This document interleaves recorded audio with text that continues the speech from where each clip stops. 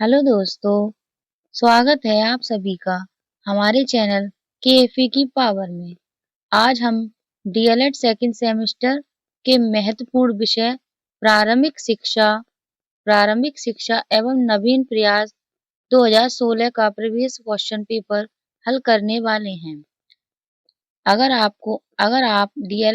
आप या आपके परिवार या फ्रेंड सर्कल में कोई भी डीएलएड की परीक्षा की तैयारी कर रहा है तो यह वीडियो आपके लिए या आपके अपनों के लिए बहुत ही उपयोगी है, क्योंकि यहाँ आपको परीक्षा में आने वाले महत्वपूर्ण प्रश्न और उनके उत्तर आसान भाषा में मिलेंगे।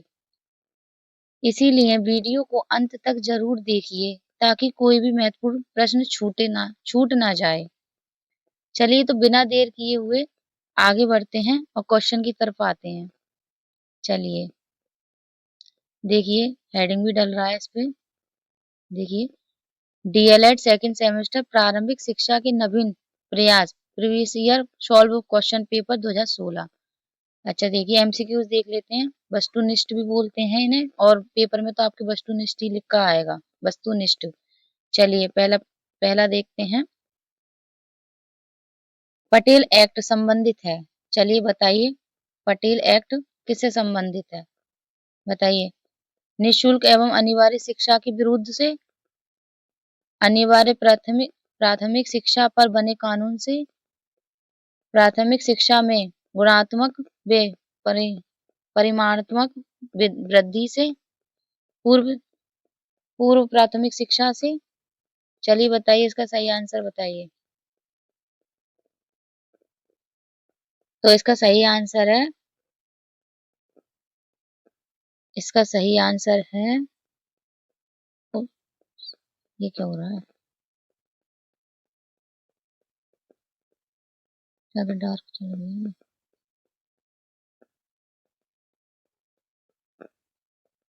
इसका सही आंसर है, ये गलत क्यों लग रहा है? ये देखिए।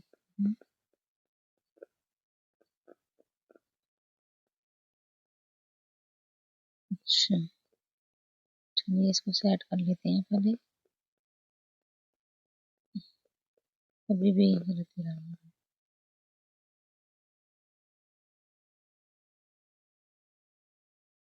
चलिए तो इसका सही आंसर है ये, अनिवार्य प्राथमिक शिक्षा, प्राथमिक प्राथमिक शिक्षा पर बने कानून।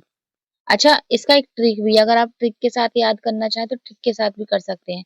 जैसे सिर्फ इसको याद करना है, ठीक है? तो इसको याद हम ऐसे भी कर सकते हैं कि पटेल जो हैं, पटेल को कौन सा एक्ट चाहिए, पटेल किस एक्ट से संबंधित है, मतलब पटेल का क्या एक्ट है। तो पटेल क्या चाहते हैं? पटेल चाहते हैं अनिवार्य प्राथमिक शिक्षा पर कानून, क्या चाहते हैं? बने कानून से। ठीक है, तो आप ऐसे भी याद कर सकते हैं कि अगर पटेल होगा तो अनिवार्य प्राथमिक शिक्षा कानून बने कानून। ठीक है, ये ट्रिक है, अगर आप ट्रिक से याद करना चाहते हैं, इससे जल्दी याद होगा आपको। चलिए अब आगे की ओर बढ़ते हैं बिना देर किए। चलिए देखते हैं, दूसरा क्वेश्चन भी आपकी स्क्रीन पर है। राष्ट्रीय पाठ्य चर्चा की रूपरेखा एनसीएफ 2005 के अनुसार मार्गदर्शन सिद्धांत में निहित है। चलिए बताइए क्या निहित है, बताइए। पाठ्य चर्चा का क्या लिख रहा है? सबर सबर धन संवर्धन पाठ्य पुस्तक पर केंद्रित करना, पाठ्यक्रम में कुछ उपविषयों उपविषयों को रटन रटन प्रणाली से मुक्त करना। नंबर 3, विद्यालय में प्राप्त ज्ञान को बाहरी दुनिया से जोड़ना, या कक्षा कक्षा की गतिविधियों को परीक्षा में कम महत्व देना। चलिए बताइए कौन सा है। पहले आप क्वेश्चन का आंसर बताइए, फिर मैं आपको ट्रिक भी बताऊंगी साथ में, जिससे आपको और अच्छे से याद हो जाएंगे। चलिए बताइए।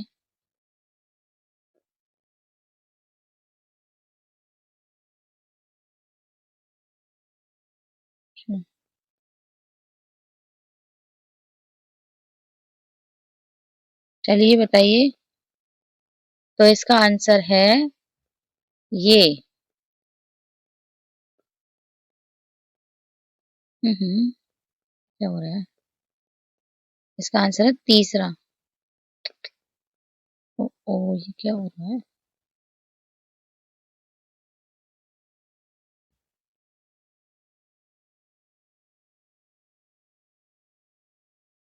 इसका आंसर है तीसरा, विद्यालय में प्राप्त ज्ञान को बाहरी दुनिया से जोड़ना। अब आप पूछेंगे कि इसको याद कैसे करें, क्योंकि इधर राष्ट्रीय चर्चा की रूपरेखा है, एनसीएफ है के अनुसार। अब ऐसे तो याद भी नहीं हो सकता है ना, तो चलो इसको याद कर लेते हैं अच्छे से। तो इसको अच्छे से कैसे याद करेंगे कि राष्ट्र में जो रूपरेखा है, राष्ट्रीय पाठ्य चर्चा में जो रूपरेखा है वो क्या चाहती हैं। मान लो कोई प्रिंसिपल है, वो अपने बच्चों को क्या चाहती है।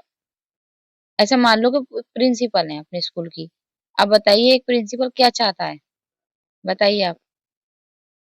एक प्रिंसिपल क्या चाहता है? एक प्रिंसिपल यही तो चाहेगा कि भाई विद्यालय से मिला हुआ ज्ञान बच्चे बाहरी दुनिया से जोड़े। तो बस राष्ट्रीय पाठ्य चर्चा की रूपरेखा, तो रूपरेखा क्या चाहती है?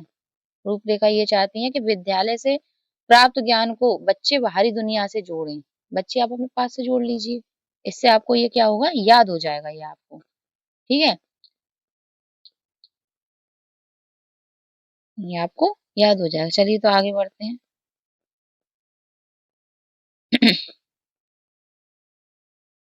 चलिए तीसरा देखते हैं। देखिए, गोखले विधेयक प्रस्तुति किया था। चलिए बताइए, गोखले विधेयक विधेयक प्रस्तुत किया गया था, बताइए कब किया गया था, बताइए इसका आंसर बताइए। 16 मार्च 1910, 20 मार्च 1911, 16 मार्च 1911 या 20 अप्रैल 1910। चलिए बताइए। तो हम ऐसे भी याद रख सकते हैं कि गोखले हैं, कोई गोखले हैं, तो ये विधेयक लिख रहा है, विधेयक, उसे हम विधायक बना लेते हैं याद करने के लिए, गोखले विधायक। ठीक है, गोखले विधायक कब विधायक बने थे ये याद कर लो। तो वो बने थे 16 मार्च, कब बने थे? वो बने थे 16 मार्च 16 मार्च 1911। कब बने थे? 16 मार्च 1911 को। जो गोखले हैं वो विधायक कब बने थे? ये ट्रिक है आपको याद करने की। 16 मार्च 1911 कब बने थे? 16 मार्च 1911 कब बने थे? 16 मार्च 1911 को बने थे। ठीक है, इसको क्लीन कर दो। कब बने थे? 16 मार्च 1911 को बने थे।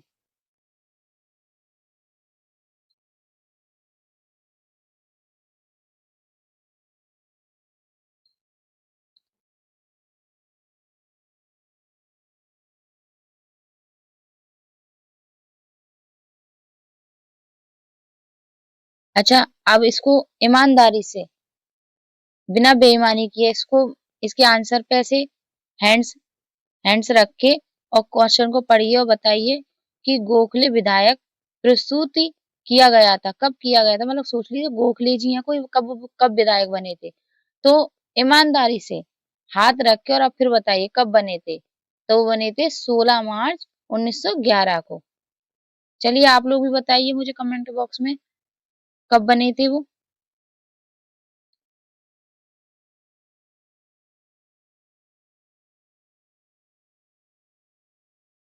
दोस्तों, अगर मेरा पढ़ाया हुआ आपको समझ में आ रहा है तो मेरी वीडियो को आप लाइक, कमेंट और शेयर जरूर करें। अगर आपको यह प्रश्न उत्तर उत्तर उपयोगी लग रहे हैं तो वीडियो को अपने दोस्तों के साथ भी शेयर करें ताकि उनकी भी तैयारी अच्छे से हो सके।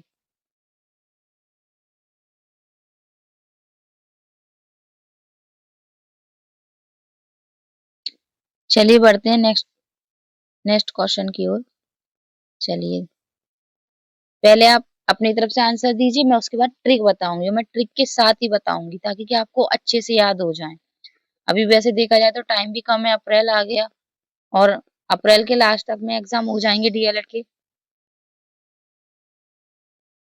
चलिए देखिए, देखते हैं हंटर कमीशन के समक्ष प्राथमिक प्राथमिक शिक्षा अनिवार्य व निःशुल्क करने का प्रस्ताव किसने रखा था? बताइए किसने रखा था?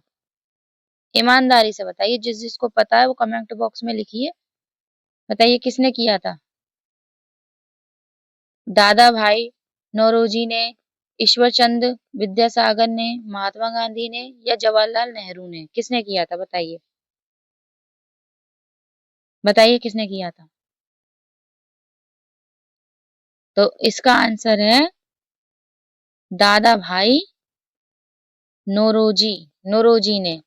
अच्छा, अब इसकी ट्रिक क्या है? अब इसको ट्रिक के साथ कैसे याद करेंगे हम? ऐसे तो हमें हो सकता नहीं भी याद हो, तो हम ऐसे याद कर लेंगे कि हंटर, हंटर से कौन लड़े थे? दादा भाई नौरोजी। कौन लड़े थे? दादा भाई नौरोजी। एक इसकी ये ट्रिक है कि हंटर से कौन लड़े?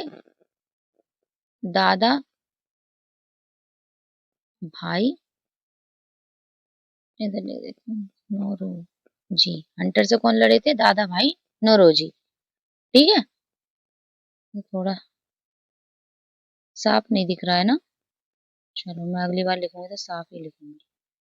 चलिए, तो अब याद रहेगा ना आपको, हंटर से कौन लड़ा, हंटर कमीशन से कौन लड़ा था? दादा भाई नौरोजी।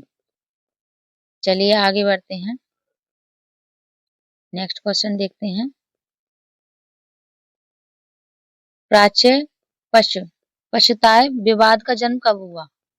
चलिए कब हुआ देखते हैं इसका भी जन्म। चलिए बताइए। हंटर आयोग से, 1813 के अज्ञात पत्र से, धारा 43 से, मेकाले के वितरण पत्र से, वुड वुड के आदेश पत्र से? बताइए किससे हुआ था? सॉरी, कब हुआ था बताइए? बताइए बताइए। इसका आंसर है, कब हुआ था? ये हुआ था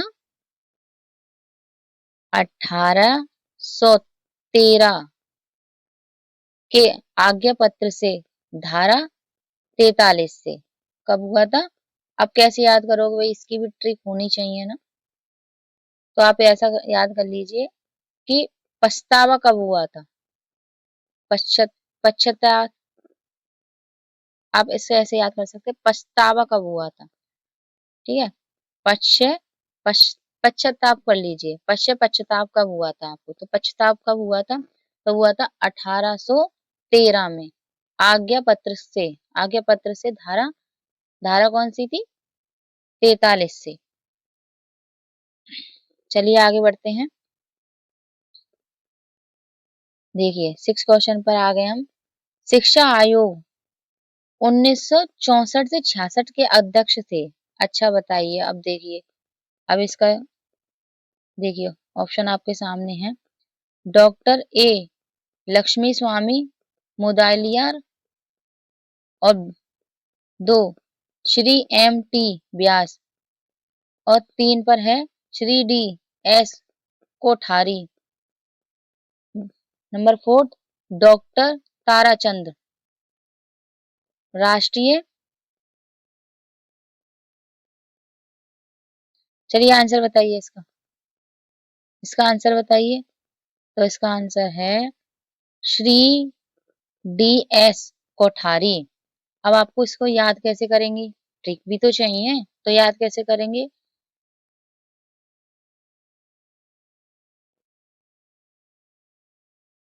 चलिए, तो इसको याद कैसे करेंगे?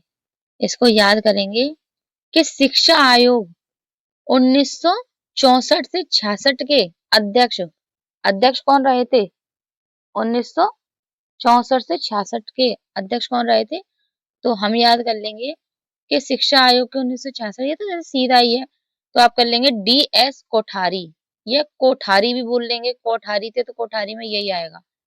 ठीक है, चलिए नेक्स्ट क्वेश्चन की ओर बढ़ते हैं, देखते हैं। चलिए 7, राष्ट्रीय बाल श्रम परियोजना परियोजना संचालित की गई थी। अच्छा, अब याद रखेंगे, राष्ट्रीय बाल श्रम। अच्छा, बाल श्रम क्या होता है? जो मतलब छोटे छोटे बच्चों से काम कराया जाता है उसे कहते हैं बाल श्रम, ठीक है। क्योंकि ये आपका अति लघु में भी आ सकता है, इसीलिए, ठीक है। और मैं अगर आपको अति लघु, वैसे तो मैंने ये सोचा था कि मैं इसी में अति लघु करा दूंगी, पर अगर मैं इसमें अगर अति लघु कराती हूँ आपको, तो ये वीडियो बहुत लंबी हो जाएगी, और अगर वीडियो लंबी हो गई तो फिर बोरियत आएगी, इंटरेस्ट नहीं रहेगा। मैं भी बोर हो जाती हूँ अगर ज्यादा लंबा वीडियो बनाऊं, या तो मेरे से भी नहीं होता है। तो मैं भी यही चाहती हूँ, शॉर्ट में पढ़ो, पर ऐसा पढ़ो कि समझ में आए, कि हाँ समझ में आ रहा है, ठीक है। तो चलिए अपने क्वेश्चन की ओर आ जाते हैं। राष्ट्रीय बाल श्रम परीक्षा संचालित की गई थी, तो ये कब की गई थी? तो राष्ट्रीय, तो राष्ट्रीय में याद कर लो कि राष्ट्रीय बाल, तो बाल जो मतलब बालक जो होता है तो वो 8 वर्षीय होता है, मतलब जो 8 वर्ष का होगा वो भी बालक ही होगा। तो हम ऐसे भी याद कर सकते हैं कि 8, जब बाल श्रम आएगा, परियोजना की बात आएगी, तो आप याद कर सकते हैं कि 8 साल का बालक होता है। तो देखिए इसमें 11 है, 10 है, 9 है, 8 है, तो सबसे छोटा क्या होता है? 8, 8 होता है, ठीक है। तो 8 साल का बालक होता है, तो हम 8 पे निशान लगा देंगे वैसे तो, अगर हिंट चाहिए तो। और नहीं तो हम ऐसे भी याद कर सकते हैं, 8वीं, 8वीं पंचवर्षीय, मतलब 8 और 5, भाई 8 और 5 सबसे छोटे बच्चे होते हैं, अभी इसमें 6 भी आ जाएगा। तो 6 से बड़ा, 6 से छोटा क्या है? 5 है, तो पंचवर्षीय, तो पंचवर्षीय पे रहिए आप। 8वीं पंचवर्षीय योजना में, ये सिर्फ ट्रिक है, ऐसा कुछ नहीं है, सिर्फ आपको ट्रिक याद करनी है जिससे हमारे माइंड में बैठ जाए, ये सारी चीजें हमें अच्छे से याद हो जाए। तो अब आप क्या बताएंगे कि राष्ट्रीय बाल श्रम परियोजना संचालित की गई थी, तो 8वीं पंचवर्षीय योजना में, ठीक है। जिसको इसका आंसर पता हो वो मुझे कमेंट बॉक्स में बता दीजिए। चलिए नेक्स्ट क्वेश्चन की ओर बढ़ते हैं।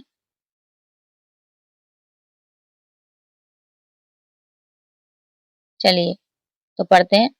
उत्तर प्रदेश के समस्त जिलों में स्कूल चलो अभियान शुरू किया गया था। अच्छा बताइए, उत्तर प्रदेश जो अपना यूपी है, इसमें स्कूल चलो अभियान कब से शुरू हुआ था?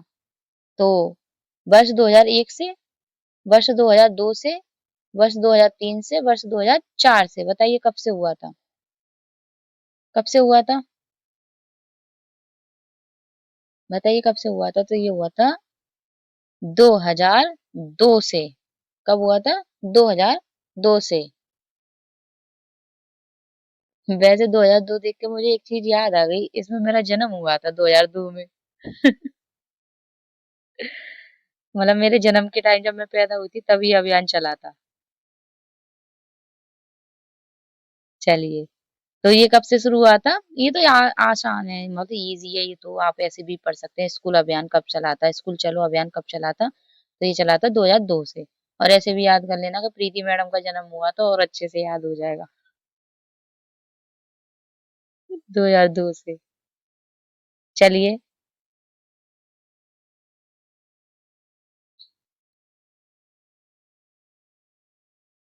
नेक्स्ट क्वेश्चन देखते हैं। 8 हो गया, 9 पर चलते हैं। राष्ट्रीय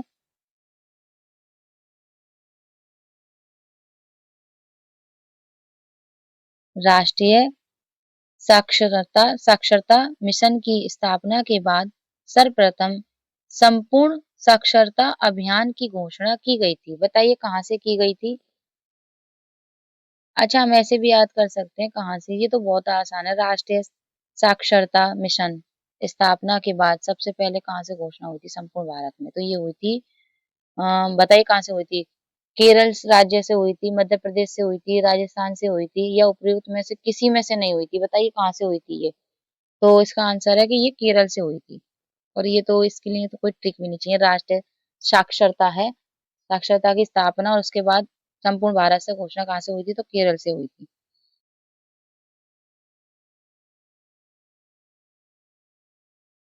ठीक है, चलिए आगे बढ़ते हैं।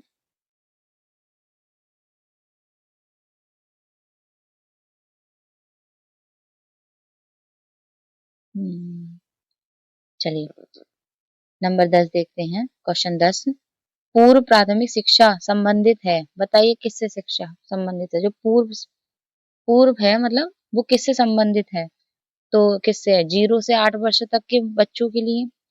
नंबर 2 3 से 6 वर्ष तक के बच्चों के लिए। नंबर 3 6 से 14 वर्ष तक के बच्चों के लिए। नंबर 4 6 से 10 वर्ष तक के बच्चों के लिए। तो इसका आंसर बताइए, कौन बताएगा इसका आंसर? इसका आंसर बताएंगे, बताइए बताइए बताइए कौन सा है?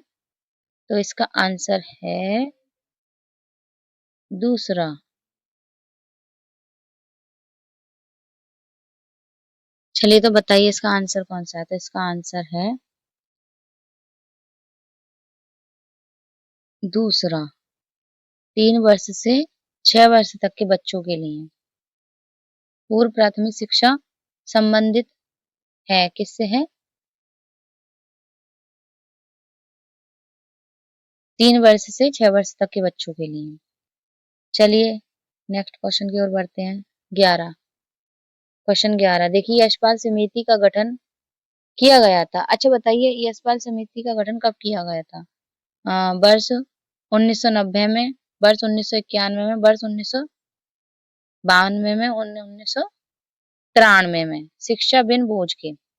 अच्छा देखिए, इससे हम ये भी याद कर सकते हैं कि यशपाल समिति का, तो ये तो बहुत ही आसान है। यशपाल समिति का वो 1900 वर्ष 1953, सॉरी 53 नहीं, 93, 99,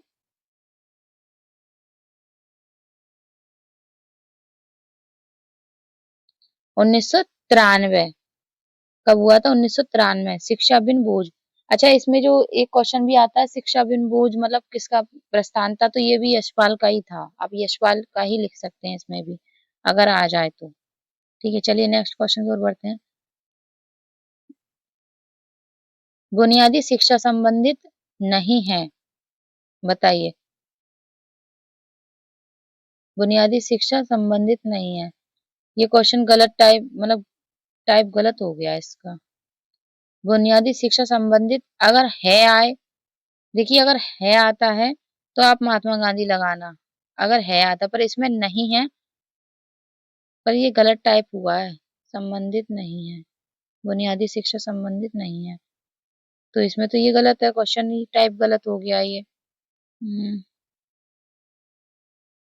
इसको है को काट, नहीं को काट दो और लिखो बुनियादी शिक्षा, बुनियादी शिक्षा संबंधित है तो वो है महात्मा गांधी, किससे है? महात्मा गांधी से। ठीक है, ये गलत टाइप हो गया है, बुनियादी शिक्षा संबंधित है महात्मा गांधी से। और अगर इसमें ये भी आ जाए कि बुनियादी शिक्षा संबंधित नहीं है, तो नहीं है, तो इसमें महात्मा गांधी होगा, महात्मा गांधी से तो है, बाकी एक अलग नाम होगा, ऐसे 3 नहीं होंगे साथ में। ठीक है, चलिए आगे बढ़ते हैं। पोषाहार वितरण योजना का उद्देश्य नहीं है।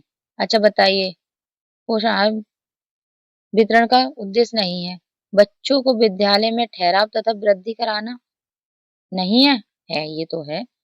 बच्चों को स्वस्थ एवं पुष्ट रखना, नहीं है, ये भी है, फिर क्या नहीं है? शिक्षा में अपव्यय तथा अवरोधन को कम करना, ये नहीं है। और कुपोषण की समस्या को दूर करना, ये है। तो मतलब ये तीसरा वाला आंसर है, ये वाला तीसरा वाला आंसर है इसका, क्योंकि ये वाला उद्देश्य पोषाहार का नहीं है, तो ये वाला राइट आंसर हो गया इसका। ठीक है, चलिए नेक्स्ट चलते हैं। अच्छा देखिए, शिमला शिक्षा सम्मेलन 1901 का आयोजन किया गया था, किसके द्वारा किया गया था? बताइए।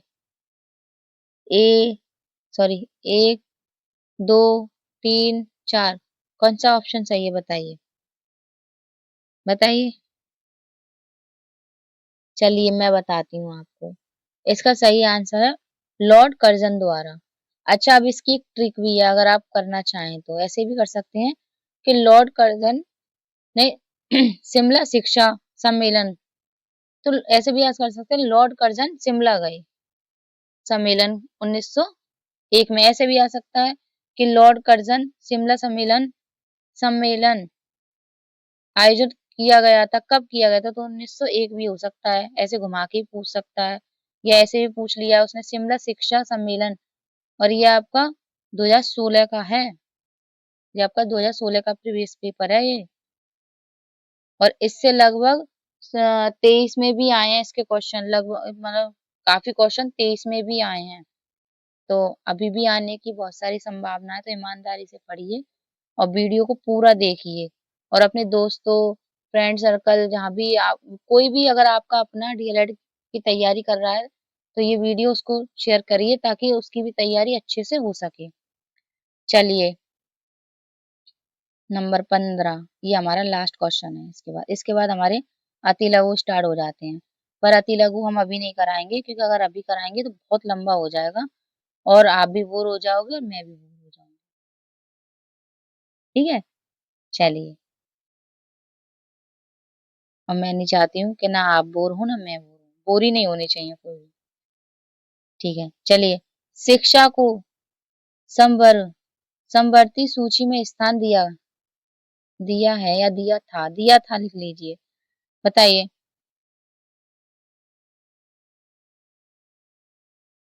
बताइए कब दिया था। नंबर 1 1970 ईस्वी में, नंबर 2 1975 ईस्वी में, नंबर 3 1976 ईस्वी में 42वें संशोधन द्वारा, या नंबर 4 1980 ईस्वी में। बताइए किसमें दिया था। तो इसका सही उत्तर क्या है, इसका सही उत्तर है ऑप्शन 3 या ऑप्शन थर्ड। ठीक है, तो ये कब दिया गया था शिक्षा में संवर संवर्ती में सूची में स्थान कब दिया गया था, तो ये दिया था 1976 ईस्वी में 42वें संशोधन द्वारा। शिक्षा संवर्ती सूची में स्थान दिया गया था 1976 और 42वें संशोधन द्वारा दिया गया था।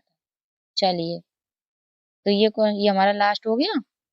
अब इसके बाद देखो, पीडीएफ तो मेरे पास पूरी है, पर अगर मैं ज्यादा लंबा पढ़ाऊंगी तो बहुत लंबा हो जाएगा, फिर उससे बोरियत आती है, ना आप ही का ध्यान लगेगा पढ़ने में, फिर आप परेशान हो जाएंगे, मन नहीं लगता। पढ़ो उतना ही जितना हमारा माइंड ऑब्जर्व कर सके, उन्हें पकड़ सके, उतना ही पढ़िए। चलिए, तो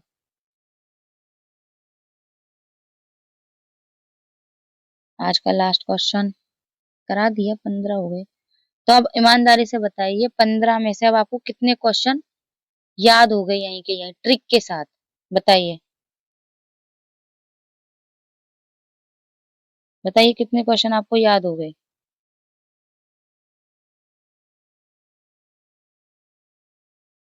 अच्छा फ्रेंड्स, मैं ना मैंने अभी अभी वीडियो बनाना स्टार्ट किया है, तो मैं ये देखना चाहूंगी कि मेरी वीडियो कहाँ कहाँ जाती है।